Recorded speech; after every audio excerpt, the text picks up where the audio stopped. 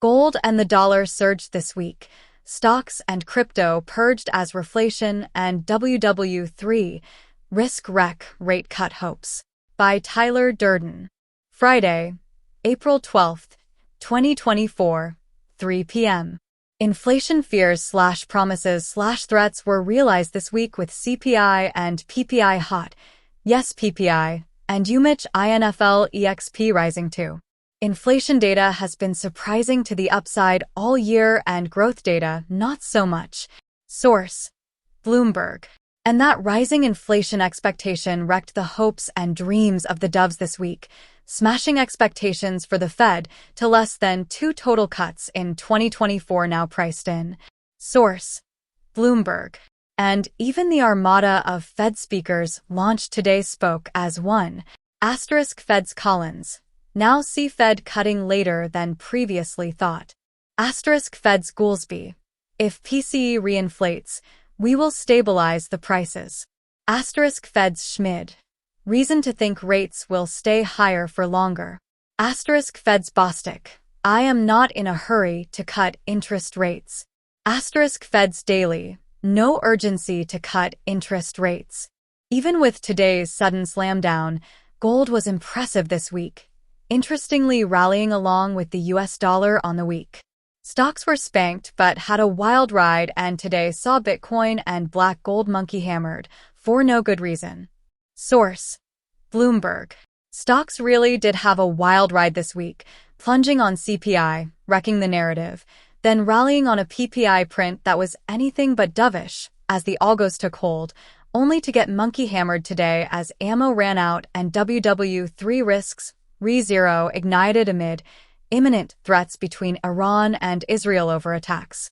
By the end, all the U.S. majors were back at the lows of the week, led by small caps and the Dow. The S&P 500 suffered its worst weekly loss since October, second week lower in a row, and closed at 1-month lows, while the median stock closed at 2-month lows. Source: Bloomberg. Energy stocks, which were the only sector green on the week as of last night's close, were unceremoniously dumped today as all S&P sectors ended red, with financials the biggest losers. Not a great day for JP Morgan today. Source: Bloomberg. Notably, Goldman's trading desk highlights the fact that the Magnificent Seven collectively have been net bought by hedge funds for a second straight week on the prime book, following 6 straight weeks of net selling, suggesting a renewed focus on quality and balance sheet strength into the Q1 earnings season. Source: Bloomberg. The group now makes up 19.6% of total U.S. single stock net exposure on the prime book, up sharply from the YTD low of 16.9% in early March and approaching the record level of 20% seen last summer. Source: Goldman Sachs. Treasuries were bid today, yields down and stocks down, with yields down around 7-9 bps across the board. On the week, though, yields were higher, led by the short end/belly of the curve. Obviously, the big move was around CPI on Wednesday. Source: Bloomberg. The dollar roared higher this week, its biggest weekly gain since September 2022, to its highest since November 2023. Source: Bloomberg. Crypto was clubbed like a baby seal today, with Bitcoin erasing the week's gains and then some. Source: Bloomberg. And once again, the selling pressure was initiated from the perp-futs markets. Ethereum was even worse, with ETH/BTC plunging back below recent support, which is also January support, to its lowest since April 2021. Source: Bloomberg. Someone was definitely not happy about the message that gold was sending this week, and Benoit Gilson stomped on spot prices this afternoon after the precious metal soared to new record highs. Source: Bloomberg. Silver outperformed gold for the second week in a row, back to its strongest relative to gold since November. Source: Bloomberg. Surging relative to gold early on today, before the big reversal. Source: Bloomberg. Crude prices also had a wild ride this week amid WW3 on/WW3 off headlines. Source: Bloomberg. Finally, After the quarter-end surge in RRP usage, the liquidity withdrawals continue, falling to new cycle lows today, barely above $400 billion. Source: Bloomberg. Is it any wonder the Fed is rapidly looking to taper QT? 712153. More market stories on Zero Hedge.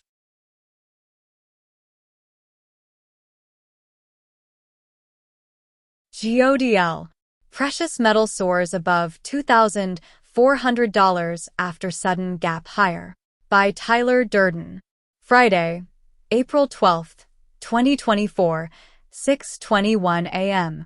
Crypto bulls, at least those who didn't betray their laser eyes, PFP and sell previously, have had their day in the sun for the past 3 months as Bitcoin and most other digital fiat alternatives soared, making it clear why, despite the difficult, it can be so very profitable to HODL, especially with the US is approaching the Minsky moment of issuing $1 trillion in debt every 100 days, and interest on US debt, now at $1.1 trillion, is set to surpass Social Security spending and become the single largest government outlay before the end of the year.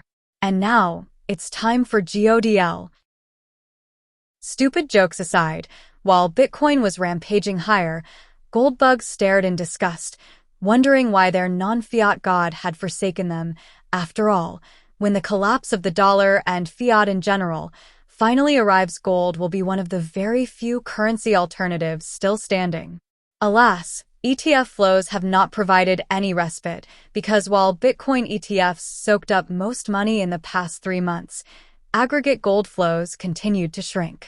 And yet, starting in the beginning of March, gold finally broke out from the black hole gravitational attraction of the Bank of International Settlements trading desk and has soared some $300 in just 6 weeks, its fastest ascent in decades. Fast forward to tonight when, with most other assets quiet, gold suddenly surged higher, and after closing at an all-time high, the precious metals spiked by another $15 in a matter of seconds, a move which, for the otherwise hyper-lethargic assets, is the equivalent of turbo boost. And while it's now just a matter of hours, if not minutes, before spot rises above $2,400, gold futures are already there. The active June contract just hit a new all-time high of $2,406.90 moments ago around the time Chinese buy orders started rolling in. And contrary to speculation that this is just a fat finger or another one-off buy orders, gold future volumes are solid, especially given volumes would have already been very high in the last few days. GCM4 volumes are now 23.5K lots versus 5-day average of 17.85K lots. While it wasn't clear what sparked the buying frenzy, UBS trading desk notes that gold futures gapped up $10 as they traded through Thursday's high on what felt like stop losses being triggered. 0.5 MAs of futures volume were behind the move. What happens next is also unclear, although as we showed moments before the breakout, the current divergence between gold prices and 10Y real rates suggests that something awful is about to happen. A dismal outlook proposed last week by none other than BofA CIO Michael Hartnett, who in his latest Flow Show report noted that investors are looking beyond the here and now, realizing that there is no way markets or the economy can sustain 5% nominal and 2% real rates, and are hedging two things. The risk that the Fed cuts as CPI accelerates, and 2, and more ominously, the endgame of Fed interest cost control, ICC, yield curve control, YCC, and QE to backstop U.S. government spending. In short, something big is about to break, and if the surge in gold leads to a spike in yields, start the countdown to one of two things, QE and or 2, YCC, because if the bond market sniffs out the endgame that gold is currently smelling, it will be up to Powell to once again prevent a catastrophic financial collapse. For those wondering how far gold can rise, we excerpt from the latest note from BofA Commodities strategist Michael Widmer, available to professional subscribers, who writes that Gold and silver are among our most preferred commodities, with the yellow metal pushed up by central banks, China investors, and, increasingly, Western buyers on a confluence of macro factors, including an end to hiking cycles.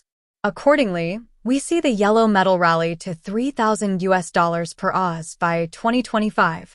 Silver benefits from that too, with prices also boosted by stronger industrial demand. This could take prices above $30 per oz within the next 12 months. And some charts. And here is UBS, predicting that the price of the precious metal could double from here. Note also available to pro subs. The recent move in gold reminds me of a famous quote: "There are decades where nothing happens, and there are weeks where decades happen." Looking at history, gold price can stay in the doldrums for a long time, but when it does break out, the surge is usually fast and furious.